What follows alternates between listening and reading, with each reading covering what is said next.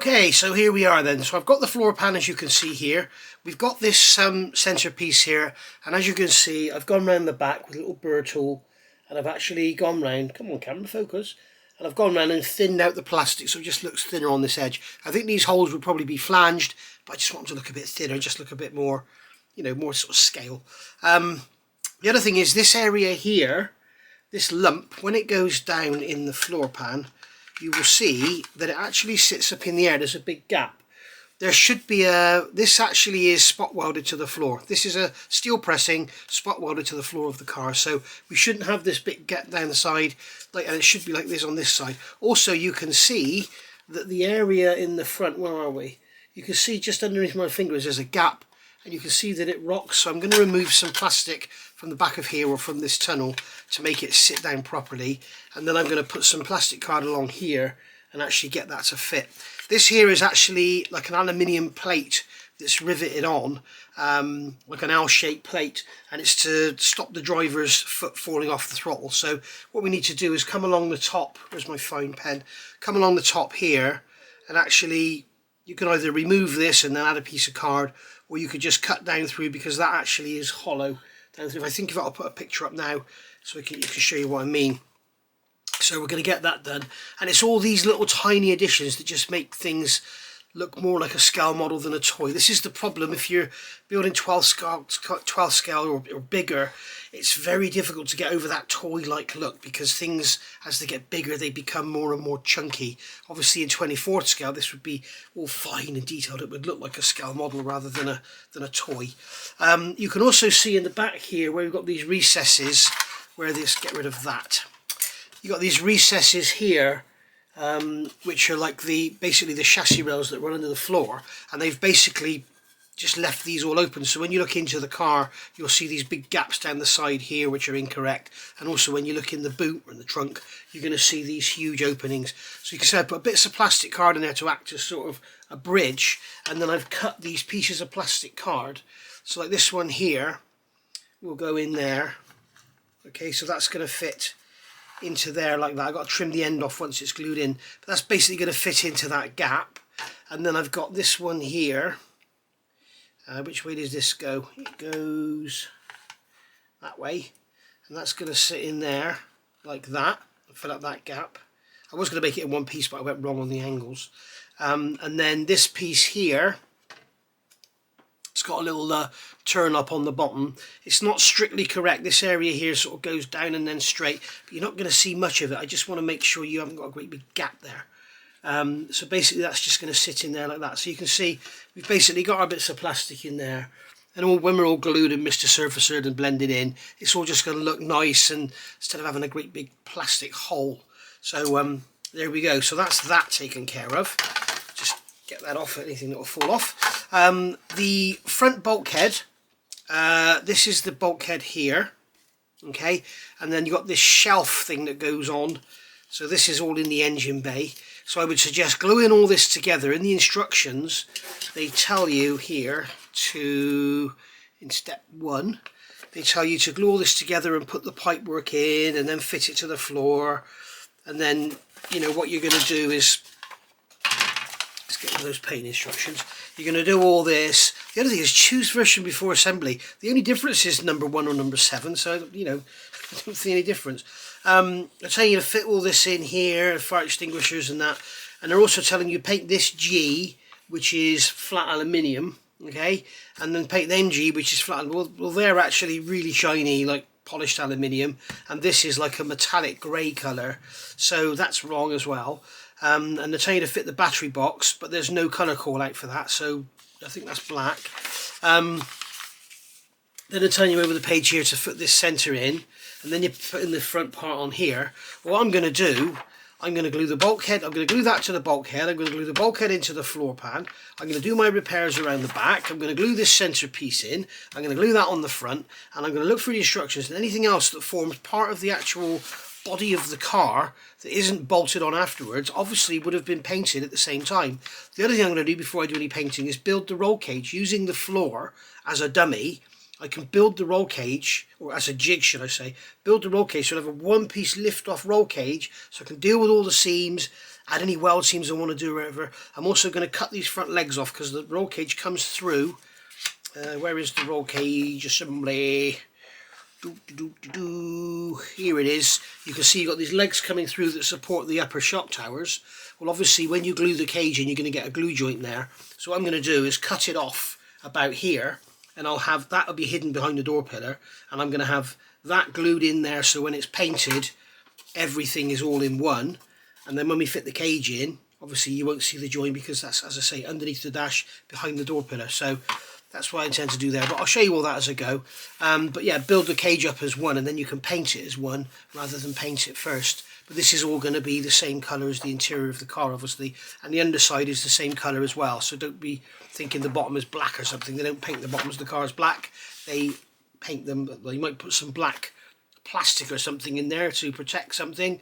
But generally in these days, I think they would have used aluminium or Kevlar to protect. I found some pictures of a 1992 Delta Integrale, and it actually had a Kevlar guard over the rear diff, which this doesn't have.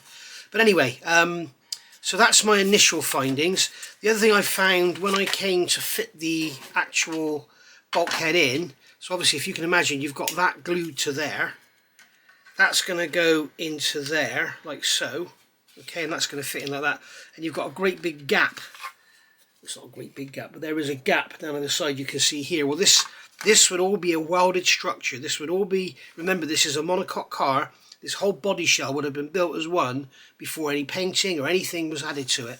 So it had all been done before the cage was welded in or anything. So we need to make sure we fill those gaps. So I've got a couple of bits of plastic card here, and one gap is bigger than the other. I think it was this side is the smaller one. No, it's this side, isn't it? So that's going to go in there.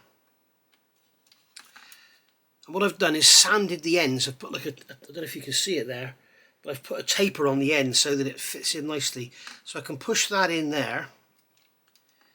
Okay, into that gap. Come on, go in. I can push that into there. Oh dear, come on. This went easier earlier on when the camera was off. As soon as you put the camera on. There you go. So I can push that into there. Okay, and then the bulkhead will hold that in place. And then this one, again, I've sanded a taper onto the end, which it's hard to make out, but it is there.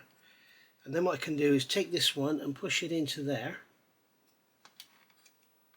All right, just push that in, and it's lifted out again. It's because the camera's on.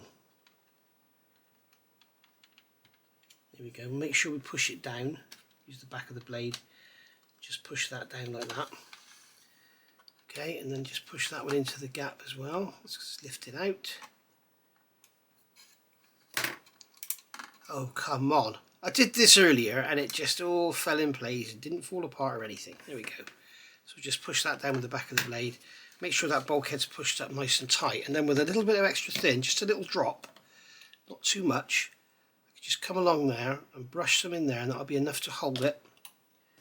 And what I don't want it to do is all capillary around and run everywhere. I just want it to sit on that piece of plastic card, and that'll hold it in place onto that shelf. Shall we call it a shelf? Alright, so that's gone in like that.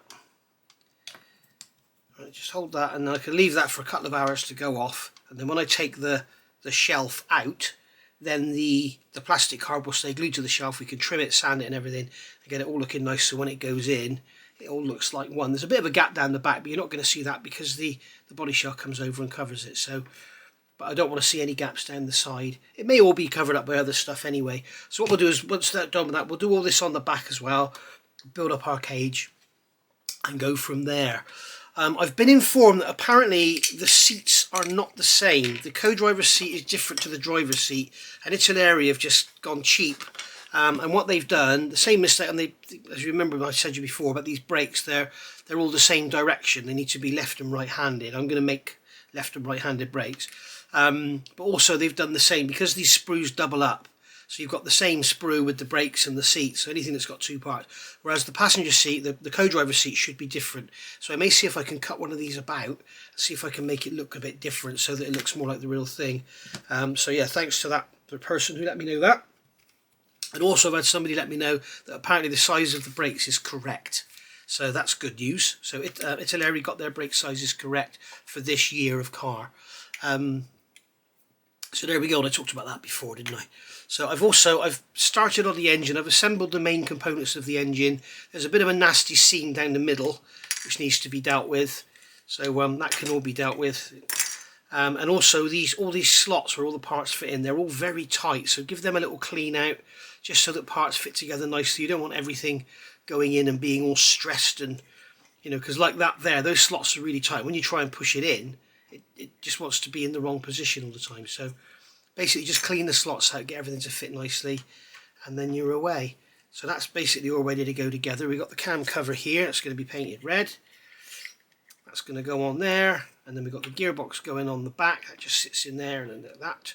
And then we've got the transfer box going in like so. So that's it, so that all goes together. We've got the output shaft for the rear there. And there we are. So it's a nice old engine. It looks pretty accurate to me from memory, from my memory of playing with these engines. But there we go. So all very nice indeed. I remember that one there. That there on a Beta Coupe is where the oil filter goes, and it's the same on this one. And it's actually a unit that bolts on, and the oil filter is in there. And in my very early days of playing with stuff, I decided that I would clean that out with some brake cleaner or whatever. I cleaned it all out. It's full of drillings and stuff. I cleaned it all out, and then I sandblasted it to make it all bright, and then I polished it all up, and it was all lovely. It was aluminium casting. I rebuilt the engine, and within the first, I think it was 20 miles, I took 90 thou off of one of the main bearings, or one of the big end bearings, should I say, because there was sand stuck in the sludgy oil that was left inside one of those drilled out orifices. So I learnt my lesson then. Never sandblast cast components that have oil going through them, because there could be oil in there, there could be pockets in there, the sand could go into the porosity of the aluminium, whatever. So ever since that day, I have never ever sandblasted anything that has oil going through it. So cylinder heads and all that, be very, very careful. Generally people sandblast them with walnut shells, I think, and then that, or soda, and that won't be a problem then if it gets into the oil. But you learn things the hard way sometimes, don't you? But anyway, let's get on and get these bits glued in, and then we'll get the cage put together, and we'll go from there. Okay, so after many hours of work, this is like 2 days later now. Well, in fact, it's Boxing Day. The last bit was Christmas Eve, I think. So basically, yeah, we've done the plastic strip around the edges there. You can see the white plastic strip. So that's going to fit on there, like so. I've also put a piece of plastic card down here, you can see, in the base, because otherwise there was a great big hole left. I don't know why. I've looked at the instructions, I can't see anything that goes in there. So that fits in there now, much nicer. You've got no gaps down the sides. Okay, staying in the engine bay, we've got this strut brace that goes in. And obviously the triangular pieces you see on the end, they're actually welded to the top mount, obviously in real life, so they would be the grey colour, obviously painted all together, and then the actual strut brace itself would be bolted in. So what I'm going to do is glue that in now, and then I can paint it, and I'm sure I will still be able to get the engine in with that in place. But if I can't, what I'll have to do is just get the razor saw and cut through the ends, and then glue the actual strut brace itself back in. But I want to be able to fill these ends here and make it all look tidy, because that was all sort of welded in as one piece. It's not a separate unit. So as I say, we're trying to get everything that's part of the body shell glued in, so that when it's all painted, it's all blended in, it's all nice and shiny, and it's all one colour. The actual tunnel itself, you can see here, I added that plastic strip, as I said I was going to do, to close the gap up, cut down through that solid lump on the top. So you can see now this is like a thinner piece, thinned out the top edge. I don't know if you can make that out on the camera. So it just looks like a thinner piece. So this is a sheet of aluminium, basically riveted onto the tunnel, and then this is all sheet metal work. So that's going to go in there like so. So you can see now that when that fits in, you don't have that great big gap down that side. So that looks a lot nicer. This side is okay. I put a little bit of filler in that corner in there, just in there, just to try and improve the look of that. And then when this is glued in, it's all going to have to be clamped down properly with these great big clamps and everything to make sure it stays in, and make sure we get a nice joint. This piece is going under the front. I've literally just removed this from the sprue, and I've noticed, guess what, bloody great big ejector pin marks, so I have to deal with them before I fit that. That's going to look horrible. Again, that's part of the body shell, so that's going to be glued on and painted. We've also got the fuel tank goes in the back. Very, very poor location. So what I've done, I just put 4 bits of plastic strip in there to get a much more positive location. So when that's glued in, it'll sort of stay there rather than just be you know, held in with these 2 tiny, tiny little pins that go into 2 tiny little holes in there. So that's going to be much better there. Of course, this round the back here, I've done all this, filled all this in around here, so we haven't got those exposed chassis rails anymore. And I've also added the strips here that were sort of not there in the actual real thing, or not there because of the recesses. So I've got some strips in there. We'll see what it looks like when it's primed. But before I do anything, I want to build the roll cage. So what I'm going to do is use the actual body shell as the template to build the roll cage. Now this, as I said before, these forward bars here, these are going up to the forward strut mounts, so they're going to be glued. I'm going to glue that in there and then cut the saw down through here, okay, and then that will be all be painted as one, as I was saying before. So that's going to go in there, that's going to go in there like that. Come on, go together, don't be awkward. These things, by the way, these the roll cages, mainframes, absolutely covered in injector pin marks, so be mindful of that. This bar here is going to go in that way, and then this here is off center, so that's going to go in like that. So that's going to go into there, that's going to go into there, and then that's going to go into there. And then these 2 pins will fit into there like that. So there's that one in, give that a little swing down and make sure it's all nice and tight in there. This one goes across the front, the strap goes off to one side, and then you've got this here, I'm assuming that's an interior light. So that's going to go in there like so. Okay, well that's to stay down in there. There we go. So that's all gone in place now. Make sure these pins at the bottom stay in. And then we've got this diagonal at the back, which I've got a piece of tape on ready. Unlike me to be prepared, eh? And that's just going to go on there like so. So that's your roll cage, basically all done. You can see by the size of my hand next to it, it's a big old beast. So yeah, that's fallen out great. So what I'm going to do now is get that all glued together, let that set in there. It's unfortunate there is no position to hold this in any position at all, so be careful and make sure you get it in the right place. I think it's supposed to be facing downwards like that. I don't think it's supposed to be facing forwards.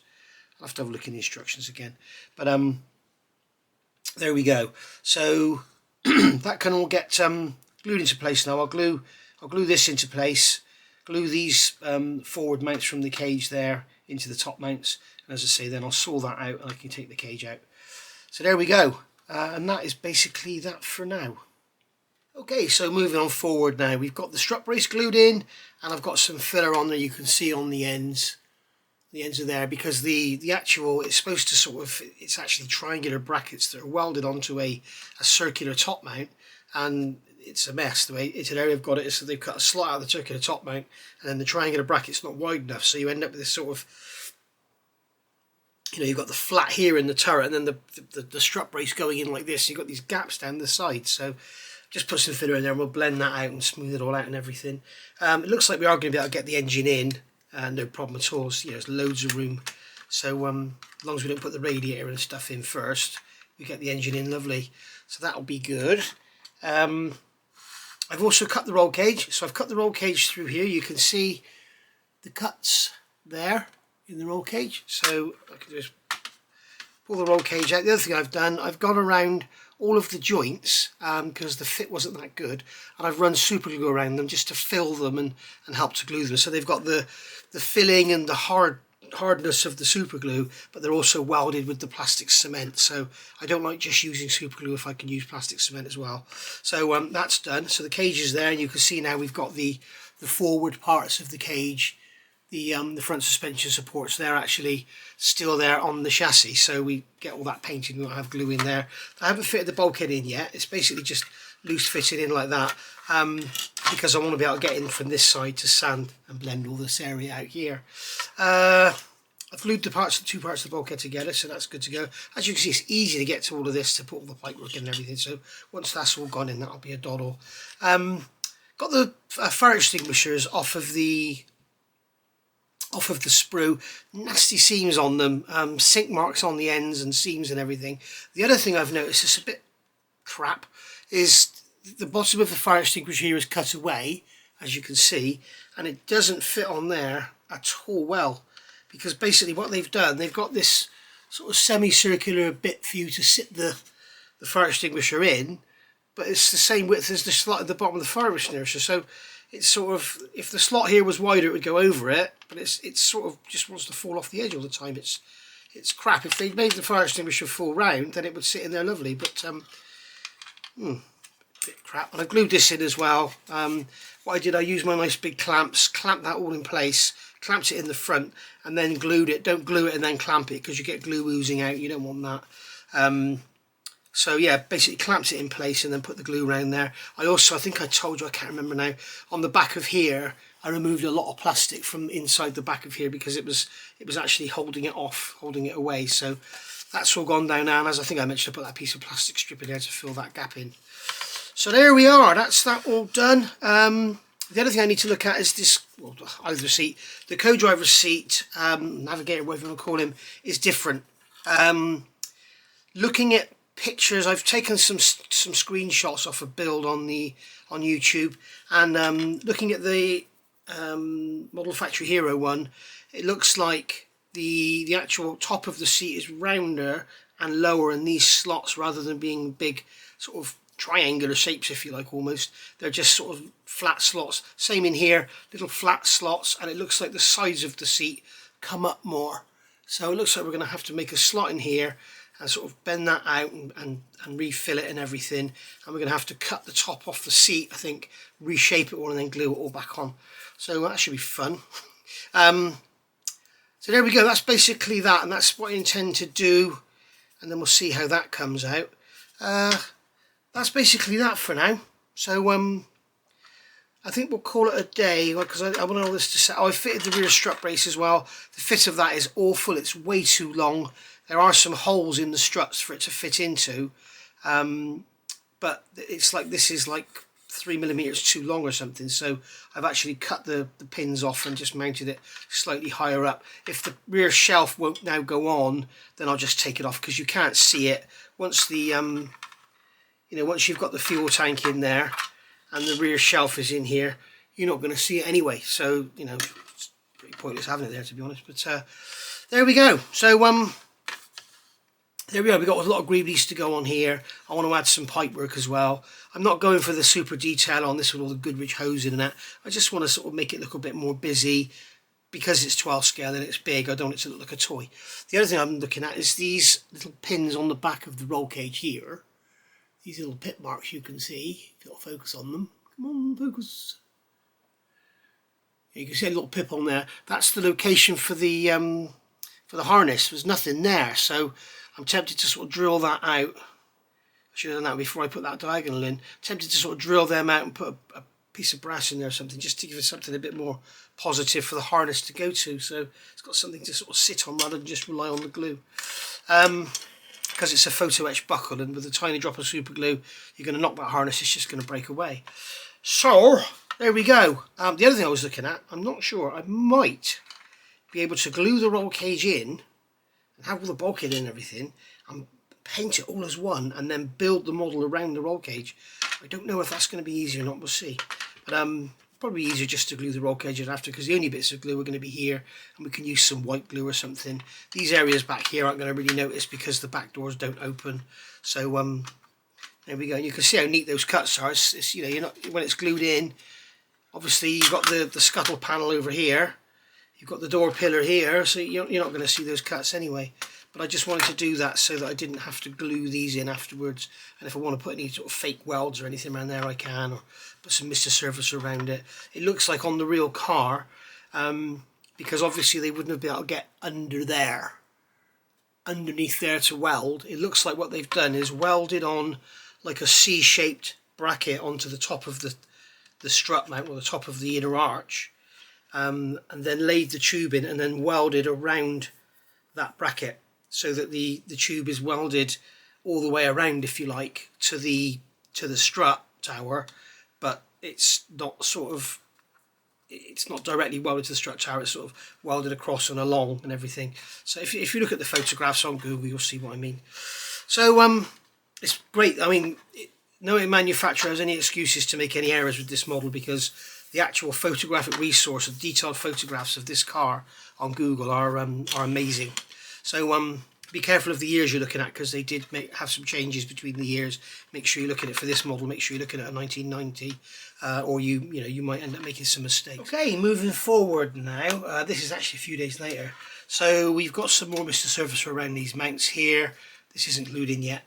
Got some Mr. Surfacer around the bottom of that front panel there. And also now I've painted the fuel tank. That's done an XF85 rubber black. And then I've got to mask it up. I've made the mask already and stuck it to the inside of the roof. So we can spray that aluminium. Those straps have to be aluminium, and then they've got a yellow tape on them.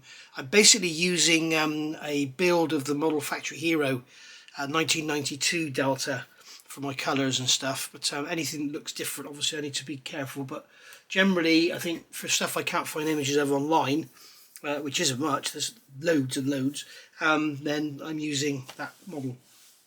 If you remember, one other thing I discussed, really crap design, was this piece on the floor here, the mount for the handheld fire extinguisher. It's basically, they've put a cutout in there, and it's the same width as the slot that's in the bottom of the fire extinguisher. So basically it just keeps wanting to fall in. So what I've done, cut a bits of plastic card in there, and then I've got a 0.5 piece of plastic card at the front here to bring it in, and then I've got it here, but I've recently painted it in white. I was going to try white under the LP, LP72, is it, gloss aluminium? LP70, yeah, LP70 gloss aluminium. I'm going to try LP70 gloss white under that. This is actually LP2. These Tamiya lacquer paints are amazing. Look at the finish on that. Look at the shine. But I need to have a look at these seams again, because now that it's got gloss on it, they're sticking out like a sore thumb. If you look on this one here, got a terrible seam there, so I think I might sand that out and just do it again for the for the time it takes. So basically now, if I can handle this, this was only painted about an hour ago. It dries extremely fast. I've got this great big wedge of bloody blue tack stuck in here. So let's get that out. Get out. Right. So now you see what you can do with this is plonk that in there, and that will sit over those two tabs, and it gives it a much more positive location. So that's much better than what they give you in the box. So I'll put that to one side for a second. So then I started looking at the wheels. Now, I think I mentioned this before. It's been a few days. I can't remember if I mentioned this before. But there's a couple of things wrong with these wheels, and luckily you get 6 of them. So you've got 2 spares to mess around with. There is a spare that goes in the car, but obviously if you make a mess of this, what I'm going to do now, you just drill them out anyway. But one is, they've got the wheel nuts in the wheel, okay, which obviously is the spare. You wouldn't have it. You would have the hole drilled through, which is going to be like 1.2 millimeters. And then you have a cone in there, for the nut to bite on. The other thing that's wrong is they've got they're depicted as bolts. They've got no stud coming through, which is correct, I think, for a road car, but for a rally car they would have studs. So what I've decided to do is drill the nuts out, as you can see here, okay, and then we can get a piece of 1mm plastic rod, put that through, and that will sit, get it nice and square, and that will sit in there then, and that will depict a stud. And the studs on a rally car would be quite long, so they can get the wheel on easier, and then they'll also have a bit of plain thread, unthreaded bolt on the end, or end threaded stud, so they can get the nut on and then wind the nut on without it getting cross threaded. So bear that in mind. Like your standard car ones would probably be something like this sticking out there, whereas the rally car ones would probably be more like that. Okay, and then also when you get your brake ducting on the front wheels and you get it correctly orientated, it's going to come, there you go, when you get it correctly orientated, it's going to look much better with those studs sticking through rather than just having the bolts.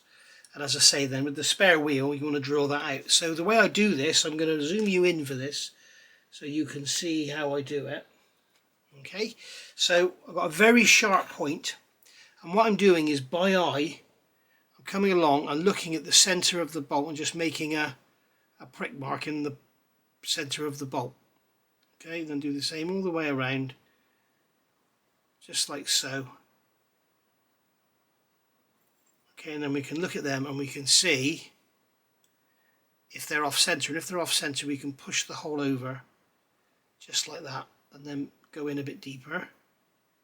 That's why I only make a prick mark to start, I don't make a big mark to start.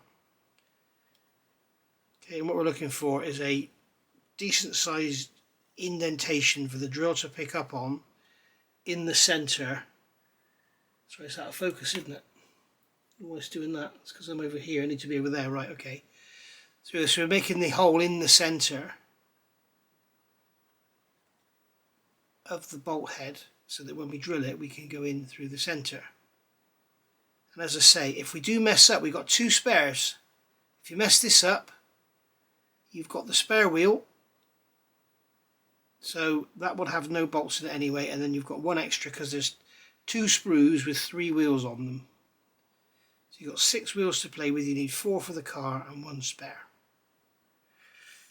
As if you need to be told that. So I think those holes are roughly in the centre. I think that one there needs to be moved over a touch. What I'm doing is just going straight, go on an angle, just push it in and tilt it up, and then you can push it in a bit more in that position.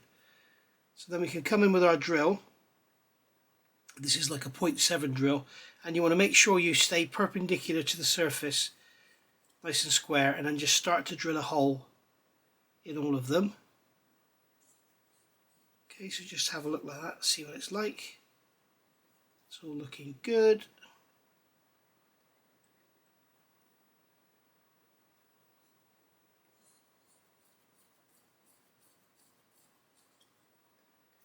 Yeah, it's all looking good so far. Just check you're still in focus. Yes, you are.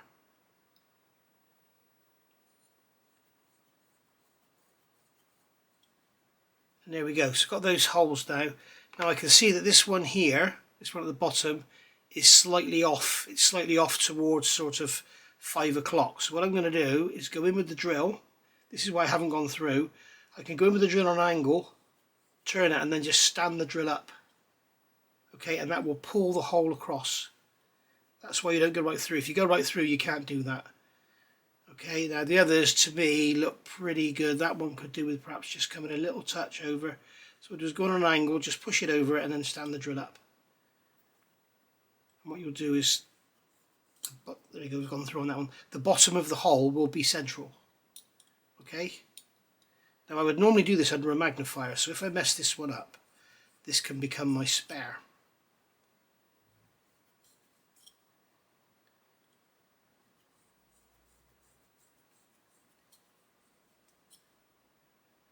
There we go. So that's there like that. Now the reason I've used a 0.7 drill is so that I can do this. I can come along and move that hole over should I want to, because I'm not quite happy with how that's gone. The same there. Just going to move that one over a touch.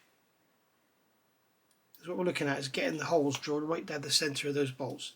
So that's the 0.7 drill. Now I've got a 0.9 drill. And by the way, this pin vise I'm using is a David Union 150. Okay, it's bloody awesome. It goes from 0.3 to 5 millimeters in one. You know, normally you've got these things here and you're forever changing the collet. So I did a review on this. This thing is absolutely bloody amazing, and you've got the lovely smooth end on it as well. So it's a really nice bit of kit, really lovely. Treat yourself to one. You'll never buy another pin vise, I can assure you. Unless you break it, I suppose. But you can draw down through the centre of them, just like so. And that one there, I want to move over a touch, just a touch, so I can just move over the top like that. That one there I'm just going to move over just a touch as well. And then this one here, just drill down like that. So there we go. So there's our 4 holes, basically in the middle of each bolt. And then I can come along with a 1.1 drill. Now I know what you're thinking, these things are generally 1.1, 1.2, 1.3. they don't have a 1.1. If you're ever in your local Aldi, or is it Aldi or Lidl, I don't know, this one here, there's a set of drills and a little chuck. It's only about £4 or something stupid, but it's got all these drills in it. It's got 2 lots of 0.6 up to 1.6, and they've got every one, okay, and then you've got 1.6 all the way up to 2.5 in 0.1 increments as well. So really handy to get that for how cheap it is. So this is a 1.1 drill, which you don't get in the micro box. The trouble is, if you use a 1mm drill, the 1mm plastic wad won't go in there. So I'm just going to come in with this one and just open those holes out to 1.1mm, and hopefully they'll all be in the centre. Remember, this is 12th scale, so 1.1mm is going to be like 13mm or ½ inch. Obviously 1mm would be 12 millimeters. Okay, so just clear those holes out. Back in focus again. Of course, my hands, it's focusing on my hand, isn't it? So there we are. You can see now we've got those bolts, those holes drilled in there, and then this plastic rod can go through. Oh, slightly bigger drill in a chuck. Come in from the back and just deburr the holes you've drilled, just like so. Okay, and then get a sanding stick, sand the end of your plastic rod nice and square. Don't worry, it hasn't got a thread on it, you're not worried about that. You could use an M1 bolt if you wanted to. And then you can just put that through there, set the distance, we'll make up a little jig or something, set the distance so they all come out the same, and then we can just glue that in, cut it off on the back, sand it flat, job done. So in fact, what I'll probably do is cut them off too short, poke them in from the front so they don't protrude on the back, and then we don't have to do any sanding. But you can see there that they fit in there lovely. So I've still yet to mess one up, and then I'll have one for my spare.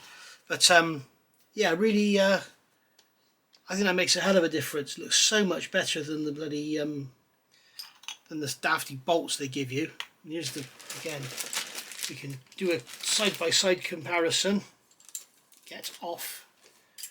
Side-by-side comparison. There you go. You can see straight away. It just looks so much better straight away. So there we go. So that's that.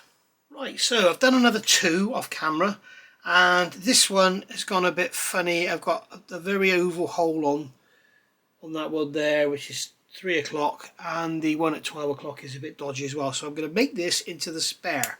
So I'm going to take the 1.1mm drill out of the chuck, and I am going to grab a what should we go for? 1.2, yeah, 1.2, I think. And then what we can do is just follow these down and drill them out bigger. And we've got to make sure that the side of the hole doesn't collapse, because you've got this very thin plastic wall where the bolt is. Should follow down and go through the centre. At the end of the day, if this isn't perfect, it doesn't really matter, because it's inside the car, it's down, there's a big bolt that goes in the middle that holds the wheel down. So all you really want to do is get rid of the nuts. If the angled, the cone underneath doesn't come out perfect, it's not the end of the world. And then you've also got another spare to work with if you need it. So there we go. So that's that. So you can see now I've got those centered out and the holes are drilled out bigger, but unfortunately they're much too big. As you can see, they're much too big for that plastic rod. It's like a prick in the top hat. So what I've got here now is what diameter is this drill? Let's give this drill a measure. This is 2mm, so that's pretty cool. That's going to do us fine. So what we're going to do now is see if we can drill the nut away, so I'm not pushing. So let's put this drill in the David Union pin vise, because it doesn't squeak like that horrible cheap crap thing I'm using just there. Come on out. There you go. Right, so we can now drill this out. You can see it's gone off one way. So I think what we need to do is probably go like 1.6 first. As you can see, because I only get one go at this, I don't get a chance to practice it off camera and then show you how I do it. So we'll go 1.6 to see what happens. Remember, you don't want to go all the way down, you just want to remove that bolt from the top. There we go. So that's that done. Now we'll come along with our 2mm.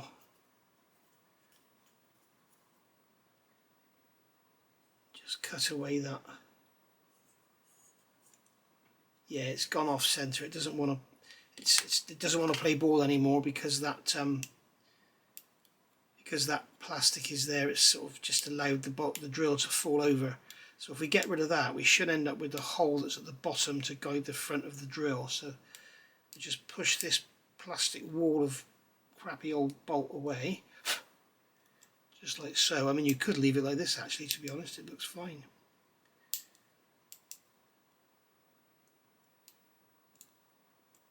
So you can see there what we've done, we've got rid of the bolt heads.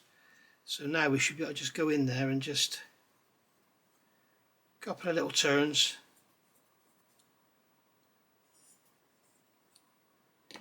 Just get rid of the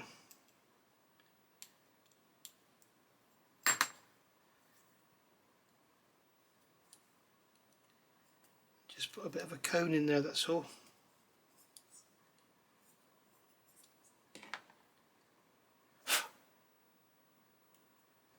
Bit of swarf in there still. But there you go, I think you can see now. It's not perfect, but it's plenty good enough for the spare wheel, and as you can see, it looks so much better than that one with the bolts in it. So that can now be your spare wheel and do the job that you wanted to do. Just want to check the diameter of those holes.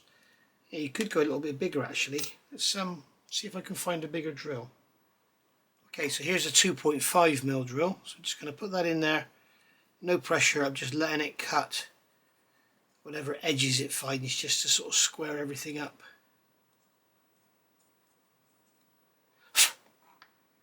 That's better. And if I grab the, where's the 1.3mm drill gone? The 1.6. Here it is. No, I don't want the 1.6 drill, I want the 1.1. Just clean those out.